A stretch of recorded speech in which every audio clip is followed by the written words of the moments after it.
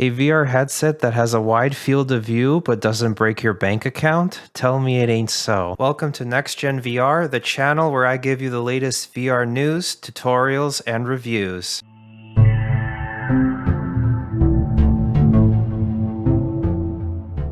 Alright, so it's been about a year since my last video reviewing the Pimax 5K Super, and I figured to answer the question, is this still a good headset for the mid-price consumer market? And how does the performance compare between different refresh rates? And I'll show you guys some gameplay as well. Alright, so the first game I'm trying out is Until You Fall, and I'm playing at 90 Hz standard mode just to give you guys a baseline idea of the performance to expect. Later I will show you guys what the other refresh rates feel like. I can say that the 5K Super is not bad at all in terms of resolution.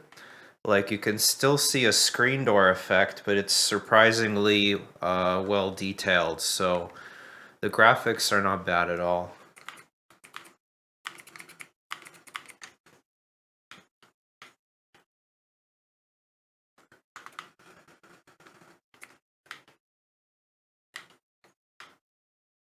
Alright guys, so this time I'm playing on 120 Hz, and one change I've made is I set fixed foveated rendering to balance. What that does is puts higher resolution in the center of my vision and lower resolution in the peripheral.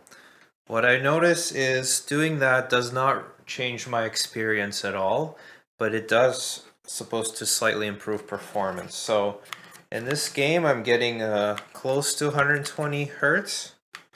It feels pretty smooth. This game is actually pretty fun, but sometimes I have trouble with the positioning of my harness. Now in terms of playing on the 5K Super, obviously it doesn't have the same graphics as like an 8KX. I would say the Quest 2 is slightly better, but the 5K Super feels very polished for a kind of headset at that price point. So if you are interested in wide FOV and you want a headset that's not too expensive, the 5K Super is a good option. And right now I'm not feeling any jitter issues, so I think the fixed foveated rendering is helping.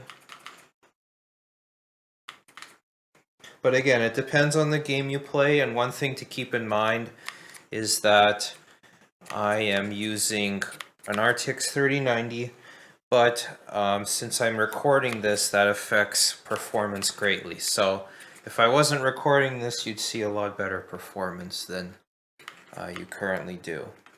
But yeah, overall, no issues, no jutters. Okay, and now same test, 144 Hz. You can see it's kind of dipping, but trying to stay up there. And yeah, it feels smooth, not bad. One thing to keep in mind is 144 Hz is the highest you can go on this headset in normal FOV mode. So if you want to play at 180 Hz, you'll need to switch to small FOV mode. But 180 Hz is record-breaking for any VR headset. Now, one thing I've fixed is the height of my pouch. Previously, it was making it harder to reload.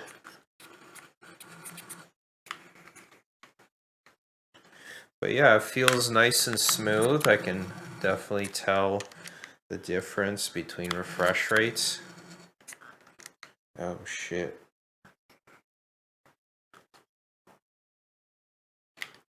I died.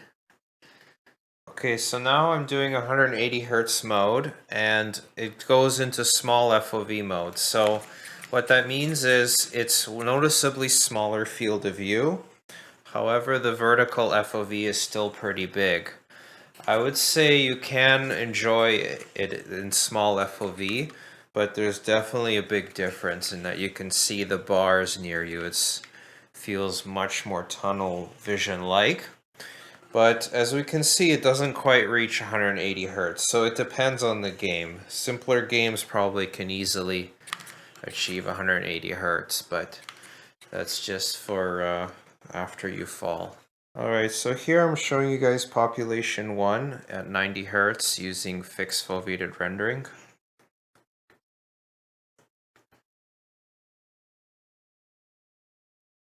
And obviously at 90 hertz it works without any issue. So here is me playing 144 hertz. You can see it's pretty well optimized, no issues there. And this is again 144 hertz with fixed foveated rendering on balanced. And the FOV is on large and it's pretty nice.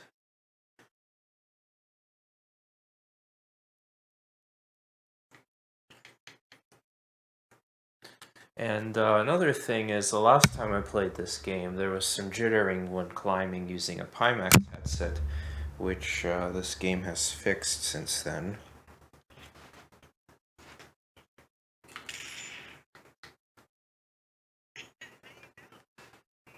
But yeah, basically having this refresh rate will make it really easy to react quickly, especially in competitive games like this one. Alright, so this is 180 hertz mode, and this is a huge competitive advantage. So even with the smaller FOV, if you're running 180 hertz, which this game is very well optimized, so it feels very smooth, no juddering issues. So at 180 hertz, everything is just super responsive. And so for really competitive games, I think the 5K Super will be a big advantage, as it is the record highest refresh rate of any VR headset. And the graphics, again, are not that bad. And now here's me playing Pavlov at 180 hertz. And it depends on what map you play, but it runs mostly at 180 with occasional drops. But you can try to get this even better by changing fixed foveated rendering to a more aggressive setting. But so far it's not an issue. I don't know who made this custom map that I just joined. Let's find a better map to play in. Oh, campus. Oh, it's dark.